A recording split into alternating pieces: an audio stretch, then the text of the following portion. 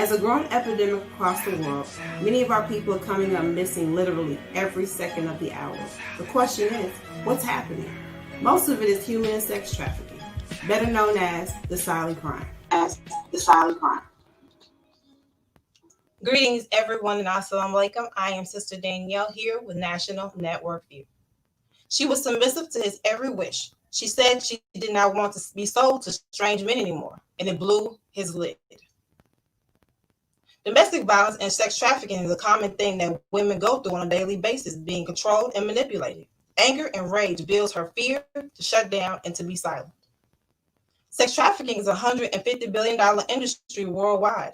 The silent crime is growing faster in cocaine than marijuana being sold and purchased.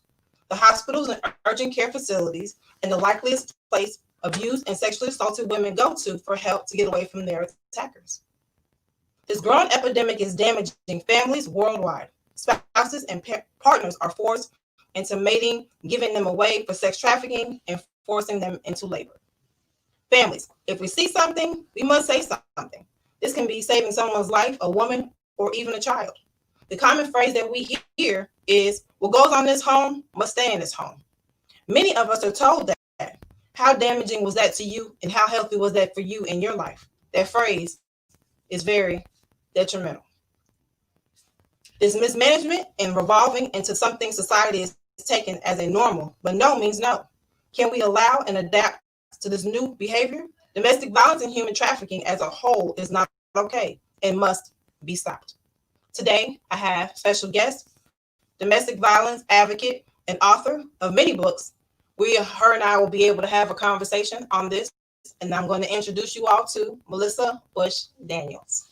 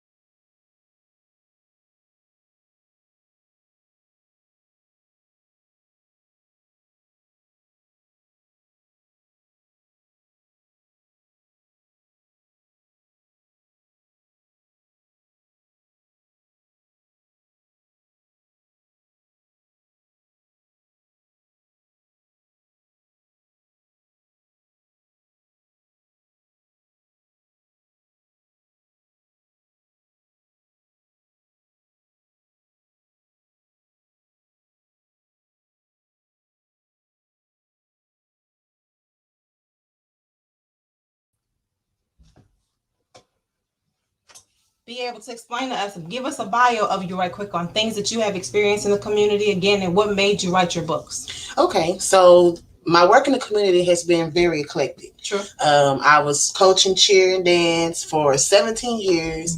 I decided to give that up. I was diligently involved in my church and also doing different activities and ministries there. I've actually hosted a couple of community events, like an empowerment event where we taught financial advocacy and how to help our sisters be able to bounce back from coming from domestic situations and looking for jobs, how to create their resumes. Then my books actually inspired me from my marriage. Wow. My first book that I actually wanted to write was But Have You Tried It For Yourself?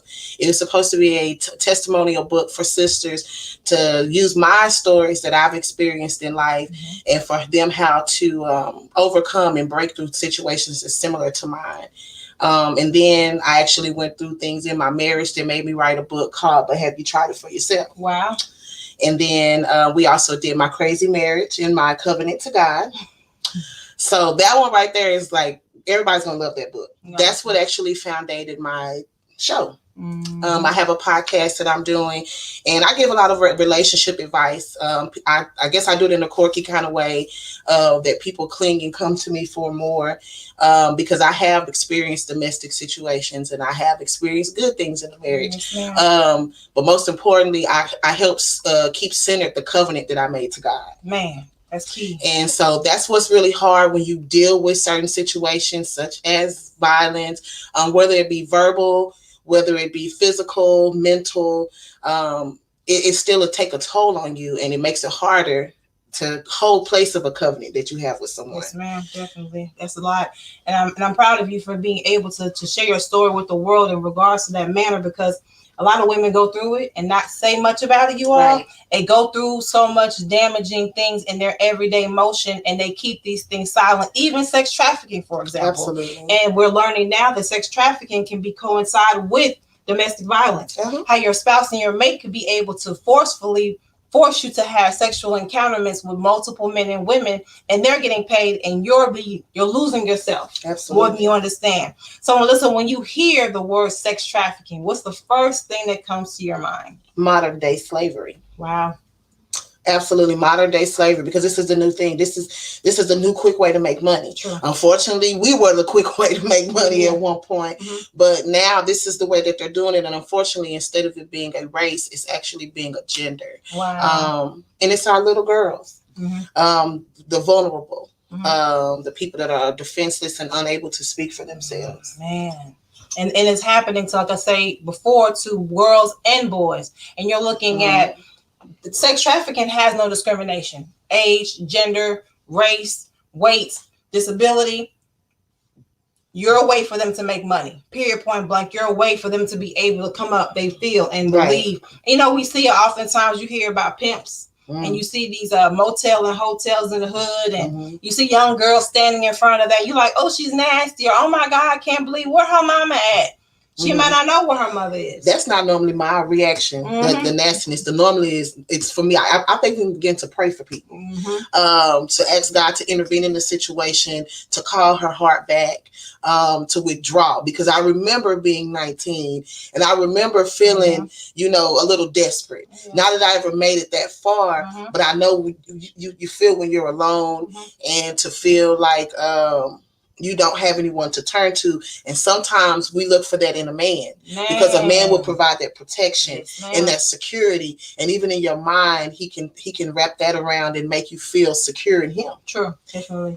If you all just not joining in, I have special guest with us, Melissa Bush Daniels, as she shares a lot of information. We're going to talk about this domestic violence thing, but how it's coinciding and merging in with sex trafficking. And she hit some points real quick, right for the gut. But I definitely want to be able to ask you, so when you see these young girls or even adult women, and a lot of times women come and they say, you know, a friend may say, girl, you're going through something, call me. Right. Or, girl, if you need somewhere to lay your head and rest at, you know, I got your back. And then when that moment, and she may not do it immediately. Right. Because, you know, she's kind of not really sure, not comfortable with it. And then when that moment comes, when she goes to her pastor, or she goes to a friend, or even her parents, and the doors are closed on her, when she's really ready to break free from this activity of being sold to strange men and strange women, and then you come to a friend and they close their door on you, where does that come from, and how is that even happening? I actually can relate to that more personal than you think, because in my adolescence, my mother and I didn't have the strongest relationship. Okay. So a lot of times when I wanted to learn about certain things as such, I would go. I tried going to her once or twice, and the trust was broken. And where I thought we were building an intimate bond where I was able to talk to her, she went and actually I got in trouble for asking the questions. So I felt that's not the route I want to take. I would watch my sisters and I would watch other people, and that's how I decided what I wanted to do. So it can start with who's teaching you, who's training you, who is pouring into you while you're an adolescent. Because if the kids need understanding, Yeah. And they're smarter than we give them credit for. Yes. So if we sit down and talk to our children on how to be safe and how to be protective and how to avoid certain situations because we went through them for a reason, then we're parenting at that point. Yes, ma'am. And even with carrying that, because a lot of people can think that a situation is not abusive. Mm-hmm. It's a normal. Mm-hmm. Your father may have been abusive. Mm-hmm. So now you're in an abusive relationship. Yeah. And so when he comes to you now and says, hey, you know, me and you can make a quick stack. You know what I'm saying? I need you to go over here and make this happen for me real quick. And then, you know, me and you can go shopping. And some women are weaker than others. And you have some women be like, you crazy. But then even responding the way in that manner, he becomes angry and enraged and very abusive and controlling. And now you're having to deal with a whole different person that you did not know. You thought you knew this man that you've been married to. Or he may even have you be doing strange and deranged things with his friends or whomever. And so growing up a certain way can be very effective in your adulthood. Absolutely. And so now you're going through that. So how would you be able to explain to a woman that went through an abusive childhood? Now you're looking for a certain type of man. You find a husband, you're with him, he's abusive, he's aggressive, he's very manipulative. And how do you get out of that? You got to fall in love with yourself first. You have to love everything about you. Yes, because when you love it, you're not really going to be so much worried about what other people don't like. You're not going to be selling yourself anymore, but now you have a standard about yourself and people have to meet that standard. So there's a lot of women who don't know how to self-love because they may have watched parents who didn't display love or they may have watched a woman who didn't display self-love. And so that causes them not to know how to do it for themselves. True. Yes, ma'am. As far as getting out of the situation, it's self-focused. You have to do some self-care, some healing. And a lot of us that have healing to do, it's not from anything that we've encountered in our adult life. There's sores and stuff and chains that we brought with us into our adult life when we were kids. Yes, ma'am. And when we start to break those curses off of our life, then we're able to move forward. Man, there's a light, there's a weight that lifts off of you. Yeah. So I mean, and then you have those women that go to work. Because my mother used to tell us stories. You know, we grew up, we were like, how and why do you allow this to happen? Why are you allowing him to do this to you and us? You know, and so then you start trying to find ways to cover up. So then you go to work and you feeling a certain type of way because your coworkers are looking at you funny. Your job may be jeopardized by what's happening to you. And then the other part comes, you know, and then you have children who watch these things happen. And they're watching mommy or even daddy. And I want to be mindful, you all. Oh my God. Be mindful that men can be abused as well. There are some relationships where women, unfortunately, that men can be abused. Men can be verbally, physically, sexually assaulted. Some women can be very aggressive individuals, excuse me. So I want to be able to get that clear that men also can be domestically violated and they can be forced verbally into abused. Sex trafficking by their mates as well. Absolutely. It's some women out there that's real. Madams. Really, yes, that is really, really unique. Okay. So when you hear the word fear, because oftentimes it can base off of when you're allowing a man to control you, it's fear. Right. So what can cause you to be that fearsome to where you allow him to corner you into going to hotel to hotel, bed to bed, while he's chilling and Cadillacing off money that you earned. And then you're losing yourself each time you do this. Well, for me personally, I don't know. I'm not going to say I'm just like some Billy, you know, like I'm just tough, just rage. But I do feel like I have a nice little strong aura about myself. And I was never, ever, ever able to raise my hand to a man. I don't know if my mother always taught us we never did that. Like, no, at the end of the day, he still had strength of a man and you never challenged that. So I never would hit back. That was part of the fear. Wow. And then allowing all those other things to happen. For me, it was hopeful change. It was me accepting, hey, this guy is in his mid-20s. He's just being a man.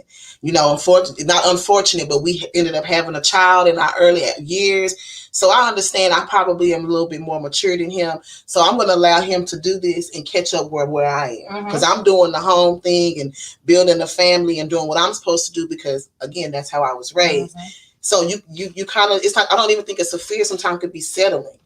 Wow. So then you settling, and then you're settling, and you're slowly losing yourself in the process. Absolutely. And then you become the homemaker, you become the mother, you become the doctor, you become the lawyer, and then you're not really gaining much of you. Not going to college anymore. Working barely, but you're working more than he could be, possibly, or even working period. You may not even have a job because he's provided by you. You're giving him everything that he needs at home and abroad. So in that, you know, we talk about sex trafficking, and you have these girls, young girls, who are dating older men. And so he's manipulating you. He controls, because he's been around the block a couple of times. Now he knows, he feels more than you. And you settle because you're comfortable with him providing for you, that comfort, that security, somewhere to lay your head at night. What advice would you have to a young girl or boy who's going through that to get out, and that's not a healthy environment? Yeah, for me, it turned into the children. That was a big part of it. I started having kids. And so I didn't want to be a baby mama, and I grew up, we had mama and daddy, all of us. So that was kind of a big standard for me that I actually wanted to have for myself. And so that was one of the reasons why I didn't leave. It was also, I wouldn't even say a security because I was doing everything. It was the fear of starting over, and my children not having a father, and things like that were coming into play. Again, it was off about everybody else. None of it was for me. Wow. So I would tell the young ladies to think about the big picture. You have to understand what your worth is and what you're offering to your children, especially when children become involved, because they see everything. You always want them to see you be a lady. And you always want them to see you be strong. So consider them first, and then consider yourself. Consider what is making you happy, what is not pleasing to you, what is damaging you, because you always want to stay faith. Wow. So we established domestic violence and sex trafficking, they do go together in some households. What advice would you give to a brother or a young boy who experienced these things young to be able to overcome these personal obstacles in their life? That's okay to talk to somebody. Counseling is key. Auditing, whatever manner. How could you stress to them, even though we are females, but we understand that holding in can be more damaging than letting go? Well, because I have 3 sons, I pray harder on the community bringing back more mentor programs for boys. To be able to give them, to make them more the men of distinction, to make them men that can come back and be able to recap this community alone. I wish there was more men to pour into them. But unfortunately, it ends up being us that talk to them, and we're not men. So we can't teach them how to be something that we're not. All we can do is encourage and give sound advice, and probably even give experiences that we've seen other people go through, but we can only empathize with so much. So what we really need is more brothers that can get out there and to teach these boys how to protect themselves when they're caught up in situations, how to defend themselves, how to avoid these situations, because sometimes they are avoidable. So I feel that it just takes more. We got to get some more brothers. Everybody's hiding. Everybody's watching, and everybody's complaining low key. And we get a couple of Facebook posts here and there from certain people, but we got to get back radical, man, for our children, for the community, for where we at. This is where we live, and people just seem to lack care for it. Wow. Yes, ma'am. Mighty FOI taught that, and the Honorable Minister Louis Farrakhan speak, and many TD Jakes, they go into the importance of boys to men growing up and building and be able to be these strong individuals, but lead by example. But then when you have certain people who don't want to take the time out their schedules, their own personal space, I got my own problems. I got to go to work every day. You know, sisters too. You know, I got this to do. I gotta go go be over here. We have to learn to start giving back to the communities to be able to see. Our children are wandering in the wilderness of North America. And you know what else? Yes. Everybody needs to find some type of religion, some type of soundness that's giving them hope and giving them faith. I won't say which one to choose because everyone has their own preference. Sure. But I do believe that having some type of covering over you, it helps you pass through life. Yes. I feel that we live in a time where now they have made it so bad to even be a part of a religion or to be able to stand face of right and wrong and being righteous, which is crazy to me. But I think that has a positive impact on the community. My church has grown over the past couple of years where we've had gained more members, and just having a sisterhood of people that I don't even have to see you but once a week, and then once a month let's get together and just have a powwow and let's see how everybody's doing. That helps build, because now I get to sit by you and I hear your story. So when I go through something like that, let me call sister such and such because she can help, even if she just prays with me. That gives hope. We feel uncomfortable to help one another nowadays. The same thing with the brothers. They so busy worried about how to be better than him than to help. Let's do this together. And when you fall, I'm gonna lift you back up. You game though. Listen. So think about the women who may be sex trafficked. Because I mean, think about it. She goes home every day. She might not be in the corner on prostituting or whatever. She goes home every night to her family. She goes to church. She goes to the mosque or whatever. And then you come to me with your pain. And in my head, how could I give you advice? And I'm going through something that's way in my space, way worse than what you. So I can't even help you. But you would be surprised at, and that's crazy that you said you'd be surprised at how most of the time the people that are going through situations like that, they carry the most weight. Yes. So your problem is just something else that's being added onto their weight. So instead of it being something that overblows them, they can handle your situation better than theirs. Wow. If you really think about it, if you probably have done this yourself, you've been stressed and down and out, and you probably feel like you had no more to give, but you gave better advice to someone else than you were able to give to yourself. Wow. Yes, ma'am. Yes, ma'am. Again, you all, we are having a conversation on domestic violence and sex trafficking and how they coincide as one. And I have special guest Melissa Bush Daniels here giving some great information to you all. So tune in. If you're coming in now, you can go back and watch it later and share it with your friends. I want to ask one more question. Sure. So we're looking at shelters. A lot of women, I'm raged. I want to leave. I can't take this no more. I'm going to pack the children up and we're going to leave. Or I'm single with no children. Not single, but you're in a relationship, but you don't have any children. Excuse me. And I'm going to go to a shelter. I'm going to stay at a shelter and I'm going to get myself together by myself. They have certain women organizations that help. In Dallas, we have a woman called Moses. Amazing facility where women who are domestic violated and those who are in sex trafficking can go and get resources and whatnot. But my question is, you have those women and men who go to shelters and you get there and you're being abused more in the facility than you could ever have imagined. Women are being raped in shelters. Right. Women are being raped in foster care. Children are being raped and sold in sex trafficking and foster care. So once you go from plan A to plan B and it fails. So my question again, I want to ask, what do you have advice on plans to get away? How important is that to come up with a plan, a good plan to get away from that person to no longer be a part of that activity? It can be a good plan, but sometimes it takes a year to execute because the first thing it is getting over the fear to leave. And sometimes that could take a while before you actually get to that point. Sure. But once you actually have it established, I am going to leave, that's the biggest step you can make. And that's normally when the plan starts to take place. You're going to reach out to different resources, different people to see.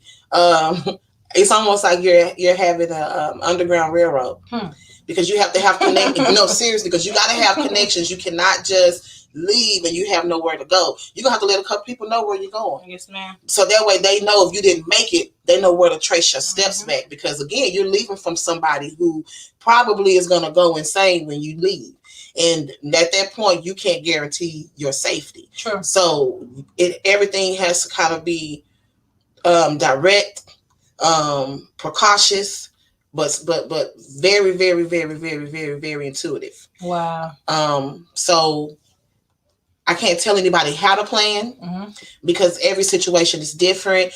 Your abuser or your attacker is going to be different. But make sure that you have people in your corner that's going to help you get to the next place. Whether it be maybe you went to, if it's not a shelter, maybe you went to a counseling class or you befriended someone else that was going through the same thing. Hey, just he doesn't know about you. That's a good point. Maybe when you're doing your planning, don't use people or friends or family that he knows that you're tied to, where he would know where to look. Yes. So that way, you're actually creating an escape for yourself. No, don't let your abuser know every time you meet somebody new. Don't put everybody in your phone. Maybe you have to create you something where you hide it and leave it at work, but it has your Rolodex of numbers of people you can call and say, hey, this is what's going on. Can I spend the night? Have that kind of leeway for yourself. Create yourself some type of income. A stash spot. So that way when you leave, you're not leaving down and out. So that way maybe the shelter's full or maybe you didn't meet their requirements when they interview you, because that's the hardest thing that they don't tell you when you go to the shelters is that they actually have to accept you. Okay, now hold on. You said something very key. So when you go to a shelter, you have to be interviewed? Absolutely. For a domestic situation, because it's a good and a bad thing to me. But what the one thing is, because they want to make sure that you're not in a situation where you can bring your attacker to the place and cause harm to other people. That's totally respectable. But it can be damaging to your hope of help when they ask certain questions as if you're making it up or as if you're using this for a way to try to get free assistance. They make you feel kind of bad. And so that's why I was going to say have a little extra money for if you're not able to get into a shelter, you can maybe get yourself a room for a night or an Airbnb or something like that, or go stay in a room for somebody has a room that they want to rent out. You have to be able to get food for yourself. You have to be able to keep yourself clean. So keep all of that stuff in mind. Maybe prepare a bag and leave it somewhere that nobody knows. And I hate to say this because that's what it is, but I do it myself. Get you some knives, some type of protection for yourself. I was going to bring it up when you say that because I know our teacher, Grandmaster Abdullah Aziz, teaches heavily in regards to self-defense because it may go there for you. And you have to be, it's not if, but when the attacker does go there that day, you don't want to just submit to nobody hitting you, and it's not okay. Just know that in your mind that even going to the grocery store or going to work, no one has the right to put their hands on you at no level. And so when you're in a relationship with someone who becomes that aggressive person and you just submit to him hitting you in your eye or hitting your children, you have to be able to protect what you love, and that's including yourself. So when he comes in that manner, or he has someone come to you in that manner, you have to be able to protect yourself. And VSK is what I study personally, and then I've gained a lot of information from Grandmaster Abdullah Aziz in that. But you made a good point when you said weapons. But these right here, free, right? You got to learn how to use seriously. This arm works, right? Okay. Because and most of the time the attacker doesn't expect us to defend ourselves. True. So I was actually going to say while you were talking to find ways, different what am I trying to say? Weapons that you can disguise. Like they have mace and pepper spray that you can wear in a bracelet or in a watch or in a headband. You'd be surprised what they have to help us out. So he won't be expecting it. He could be done snatched it off you himself and did something to himself. But yeah, do think of that. Like she said, in your local areas, find some type of self-defense class. Find some type of grouping and find out what people are doing to help protect the young ladies in the community, because every community needs something like that. And I've been watching this for about 2 or 3 years with Grandmaster. I'm like, man, nation gonna be on. I feel sorry for anybody. I'm gonna get my sister. Yes, I'm on my way. Yes, ma'am. I want to be able to thank you again for joining me. Absolutely. And Thank I wanted to ask the bomb diggity, right? I told you this is going to be the bomb conversation. Bomb. And for those that have missed it, definitely go back and watch this conversation and share it with your friends. But I want to close out and ask, is there anything you would like to share? You have the world's attention right now. Everyone hears you. You may have women who are wounded. You may have women who are ready to get out the sex trafficking world right now. She wants to get away, but she doesn't know how. What encouraging words could you give to him or her to be able to make sure that they're safe and they live another day? Prayer works. Even when you feel that you're alone, that you're by yourself, God loves his people. And he would never, ever forsake us and allow us to be in captive. So a lot of people forget about that. A lot of children are not being taught that they can pray themselves out of situations. So that's what I would say first. I would give them hope. If somebody else was watching this video right now, they were hearing my voice, I would tell them to dig as deep as they can and with all their strength and all their fears. But don't try to fight back, because that's not going to help you. That's not what's going to help you be safe. But tell somebody that can help you. Don't allow it to happen and think that it's normal. Don't allow it to think that if you don't do it, that something's bad is gonna happen to you. No matter what happens, always tell somebody. Yes, ma'am. And those who are outside, who has a friend or a family member who sees this, it's your duty to say something. Absolutely. And don't continue to allow it, because she may be, or he may be the next one you see on the news, and you saw it, and you put yourself in a situation where it had nothing to do with you in your mind, and now that person is no longer on this earth, and they have children that have been left behind. Children, it's not snitching if you're helping someone. If someone is harmful or endangerment, or you see bullying or something like that, it's not considered snitching. That's right. So don't feel that, or allow your friends to make you feel that, hey, what's going on is not your business, or stay in your lane. It's never okay for someone to be harmed, hurt, or taken away. Yes, ma'am. If you see it, you got to tell somebody. Because snitching means someone, when you go tell something to someone with something to gain. Absolutely. You're not trying to gain anything from that. Absolutely. So definitely, it's interesting. But I want to be able to say as well, you all, that it has to stop. And we have to be able to open our eyes and know that people are hurting.